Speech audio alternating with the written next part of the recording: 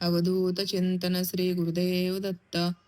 रात्री अंथरुणावर पडून देवाचे नाव घेत झोपल्याने काय होते? आपण आज या व्हिडिओमध्ये याविषयी माहिती बघणार आहोत. मंडळी, आपल्या त्रिमूर्ती परिवार या भक्तिमय चॅनलमध्ये तुमचे सर्वांचे मनपूर्वक स्वागत. दिवसभराच्या धावपळीनंतर जेव्हा आपण रात्री अंथरुणावर पडतो, तेव्हा आपल्या मनात असंख्य विचार सुरू असतात. कोणाला घराची चिंता असते, कोणाला पैशाची चिंता असते, तर कोणाला मुलांच्या भविष्याची. या सगळ्या विचारांमध्ये अनेकदा आपण झोपून जातो. पण आपल्या सनातन धर्मामध्ये संत महात्म्यांनी झोपण्यापूर्वी एक अत्यंत सुंदर आणि सोपा मार्ग सांगितला आहे. तो म्हणजे देवाचे नामस्मरण. आपल्या शास्त्रामध्ये सांगितले आहे की दिवसाची सुरुवात देवाच्या नावाने करावी आणि दिवसाचा शेवटही देवाच्या स्मरणानेच करावा. कारण दिवसाच्या शेवटी आपण ज्या भावनेत असतो त्याचा परिणाम आपल्या मनावर आणि पुढील दिवसावरही होत असतो. भगवद्गीतेत भगवान श्रीकृष्ण अर्जुनाला सांगतात की मन ज्या गोष्टींचे स्मरण करत राहते त्याच दिशेने त्याची प्रवृत्ती होत जाते.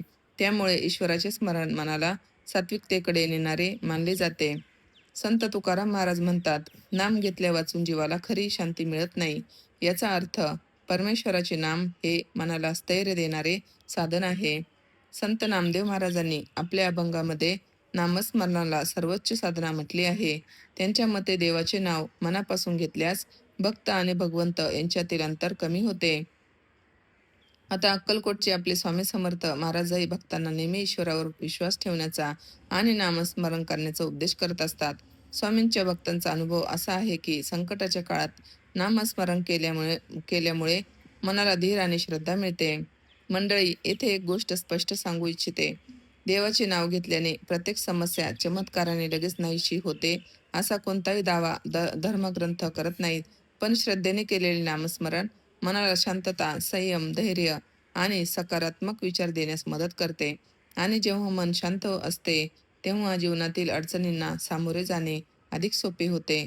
म्हणूनच आपण जाणून घेणार आहोत की रात्री झोपताना देवाचे नाव घेतल्याने कोणते आध्यात्मिक आणि मानसिक लाभ होतात, कोणती पद्धत योग्य आहे आणि कोणती चूक टाळली पाहिजे. त्यामुळे हा व्हिडिओ शेवटपर्यंत नक्की बघा. यामध्ये आपण पहिला मुद्दा बघणार आहोत, नामस्मरणामुळे मन शांत होण्यास कशी मदत होते. मंडळी, दिवसभर आपण अनेक ताणतणावांना सामोरं जात असतो. घरातील जबाबदाऱ्या, कामाचा ताण, आर्थिक चिंता आणि भविष्यातील काळजी यामुळे आपले मन हे अस्वस्थ होत असते. अशा वेळी झोपण्यापूर्वी काही मिनिटं देवाचे नामस्मरण केल्याने मन एका पवित्र विचारावर केंद्रित होत असते. त्यामुळे मनातील अनावश्यक विचार हळूहळू कमी होतात. आपल्या संतांनी सांगितले आहे की ज्या मनात ईश्वराचे स्मरण असते ते मन अधिक शांत आणि स्थिर राहते. म्हणूनच अनेक भक्त रात्री झोपण्यापूर्वी श्री स्वामी समर्थ, श्रीराम, ओम नमः शिवाय किंवा आपल्या कुलदेवतेचे नाव घेत झोपतात. आता दुसरा मुद्दा बघूया आपण, नकारात्मक विचार कमी होऊन सकारात्मकता कशी वाढते. मंडळी, रात्रीच्या वेळी अनेकांना भीती, काळजी, राग किंवा दुःखाचे विचार सतावत असतात. अशा विचारांमुळे झोपही व्यवस्थित लागत नाही.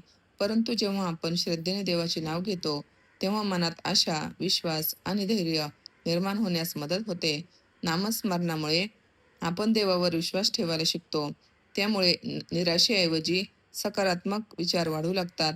अनेक भक्तांचा असा अनुभव आहे की नियमित नामस्मरणामुळे मन अधिक प्रसन्न राहते.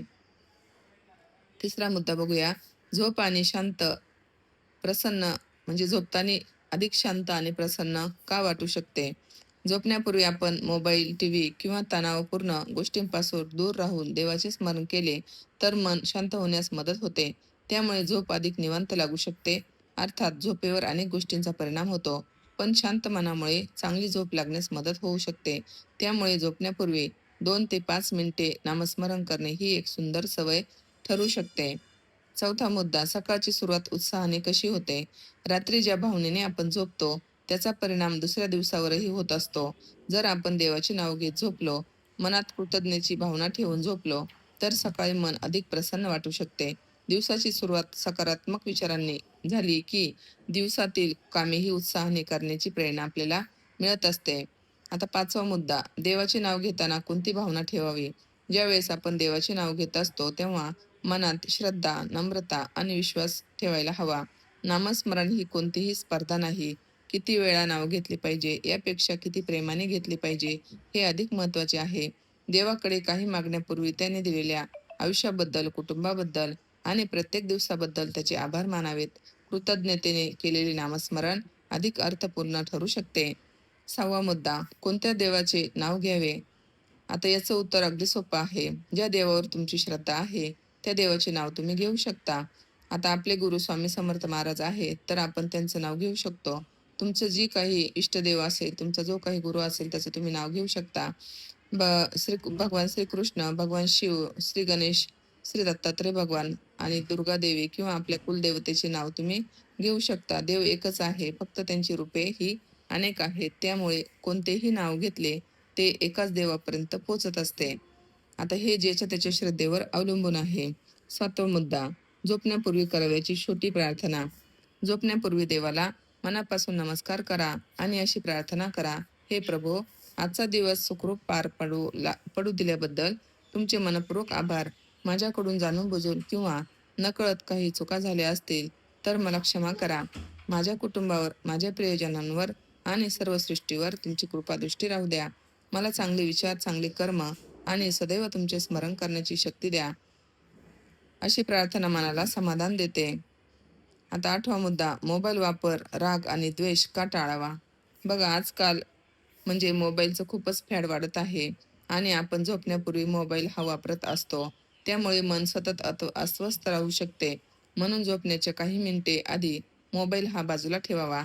तसेच राग, मत्सर आणि द्वेष घेऊन झोपू नये. शक्य असल्यास सर्वांना मनापासून क्षमा करावी. मन जितके हलके असेल तितके नामस्मरण अधिक भावपूर्ण ठरू शकते.